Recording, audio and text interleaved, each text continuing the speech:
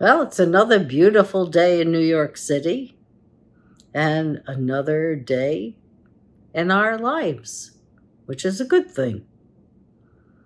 Wish there were good things to say, and there are, and I will say them at the end of this program. But there are also pretty silly things that have been said.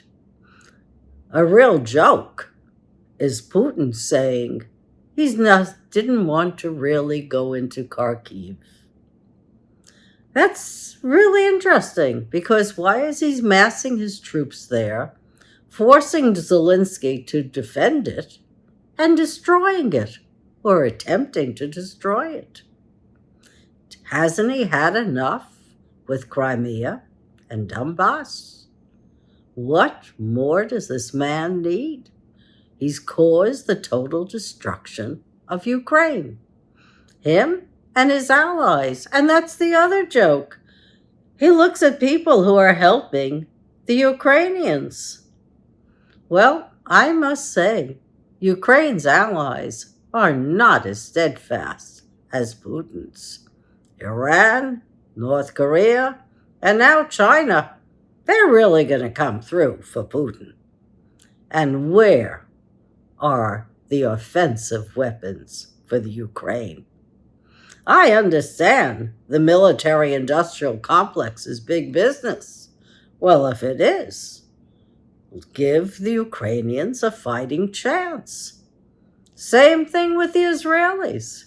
I have no idea what they want to use the bombs for that have been withheld. But whatever it is, they should be allowed to use them. I understand recently the UN downgraded the number of casualties in Gaza. Doesn't give me a really warm, fuzzy feeling because I don't think any death is good of any civilian. However, at 25,000 from 37 on up, they're now saying that Palestinians have the number of deaths reduced. And that's interesting because over, I think, half have to be combatants, Hamas combatants. And I look at the protesters and I look at the Democratic Party that is split over aid for Israel, and I'm wondering, are they out of their minds? Who would they rather have? The Israelis don't want their government either, but don't condemn the Israeli people. And if you're for the Palestinians, say you're for the Palestinians without Hamas. Without Hamas, and without massacres, and without war. At least say that you're for the people. I don't understand the protesters at all. I don't understand the African American community saying they don't like Biden. They weren't sure that they wanted him to give commencement speeches at Morehouse. Who did they prefer? Trump? Trump gave dark money to racist causes. The other thing I don't understand is why in the world Biden would agree to debate Trump and putting in conditions. Trump doesn't have any conditions. The courts can't even control Trump. So you think you're going to control Trump? Or the Electoral College Commission is going to control Trump? Or anyone's going to control him? No, siree. He's got a pattern. He's not controllable. If you're proud of your record, everyone who has a record in government should be speaking about that record. What have they done for we, the people? Biden can speak about it, and Trump can speak about it. And I'd also like to hear Trump defend his decision to speak to maybe 100 fossil fuel corporations and pledge to them, or maybe it was only 20, I don't know. I don't remember. It was reported in The Guardian that he had seen these corporations, the fossil fuel corporations, and he had pledged to them $100 billion in tax cuts. That's a lot of money. Fossil fuel companies get $1 trillion a year in subsidies from the American people. We, who are developing cancers, we, who are seeing forest fires destroy our regions, we're actually paying for that privilege by giving the fossil fuel companies $1 trillion. Biden is thinking of reducing that subsidy by $35 billion. It's a start, but that's all it is. They also get trillions in loan money from banks. So with all the trillions that they have, they're probably putting their money to use better. And they themselves, I was told years ago, are a bank.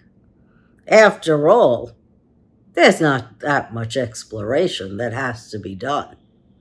So whatever profits they're making, that's gravy for the fossil fuel companies. Not for us.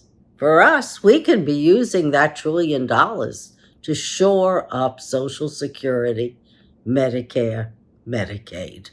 And that's what we should be doing. But the world is topsy-turvy, and it loves its wars. And they look upon every war as a learning experience, just as if it was a game like Fallout or some other game where you can find out how to outwit your opponent. And now they want to do it without using people.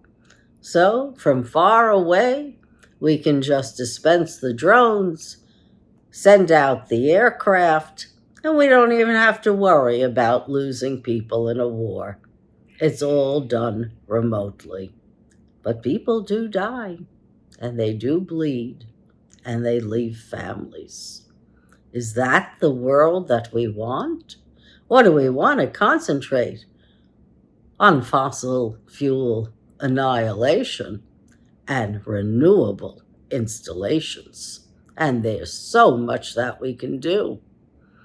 In Great Britain, they've just reintroduced, I think it's either the badger or the beaver, into their population, into the waterways. And they're doing their job.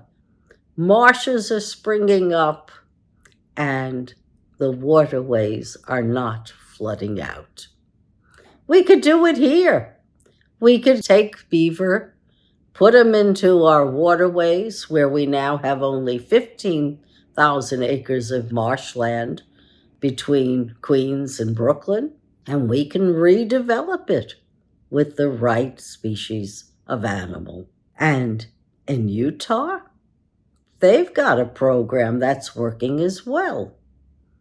They're asking people to get rid of their sod, get rid of their grasses, and they'll put in different kind of plants that are less water intensive. Well, they're saving about 25 gallons of water a week per personal housing. I think those are win-win operations.